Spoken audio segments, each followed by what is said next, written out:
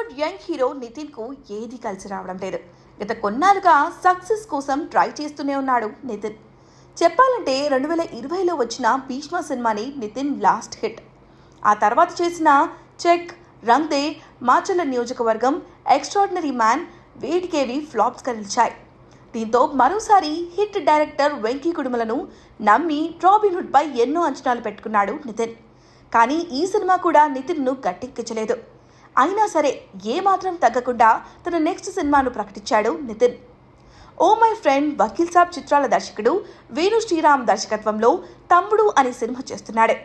అయితే ఈ cinema shooting ఎప్పుడో ఫినిష్ చేసుకున్నప్పటికీ రిలీజ్కు మాత్రం అడ్డంకులు ఎదుర్కొంటుంది. మొదట ఈ సినిమాను మేలో రిలీజ్ చేయాలని చూశారు మేకర్స్, కానీ కుదరలేదు. లేటెస్ట్గా జూలై 4న తమ్ముడు రిలీజ్ చేస్తున్నామని అధికారికంగా ప్రకటించారు. ఈ సందర్భంగా ఓ ప్రమోషనల్ వీడియోను కూడా రిలీజ్ చేశారు. కానీ తీరా ఇప్పుడు మరోసారి తమ్ముడు రిలీజ్ వాయిదా పడింది.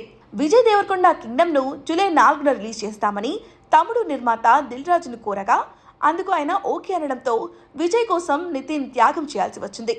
అసలే నితిన్కు హిట్లు లేవు, అందులోనూ ఇలా వాయిదాల మీద వాయిదాలంటే కష్టమేనని అభిమానులు కాస్త నిరాశపడుతున్నారు. మరి తమ్ముడు న్యూ రిలీజ్ డేట్ను ఎప్పుడు ప్రకటిస్తారో చూడాలి.